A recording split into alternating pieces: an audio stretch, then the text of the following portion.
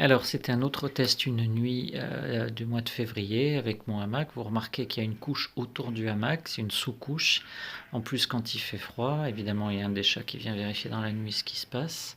Là, vous voyez ce que c'est que cette sous-couche qui, en fait, sert à se protéger du froid, car le hamac suffit pas. Ni le duvet. Voilà, on se réveille au petit matin. En fait, dans les pertes de chaleur, là sur la partie rouge, vous voyez une perte de chaleur par conduction. Quand on est debout, il n'y a que les pieds qui frottent. Quand on est couché dans le hamac, il y a les talons, les mollets, les fesses, le dos et la tête. Du coup, cette zone, elle est un peu au contact, comme si elle frottait le sol. Et en plus, à l'extérieur du hamac, il y a de l'air qui passe et qui refroidit tout ça. Et c'est une perte de chaleur par convection. Ces points de contact refroidissants, c'est pour ça que les clochards mettent des cartons pour s'isoler et pour que leur point d'appui ne soit pas au contact du froid et perdent moins de chaleur. Donc voilà, ça c'est un modèle comme un autre. Le problème, c'est que je ne les ai pas utilisés après pendant l'été car ça prend trop de place.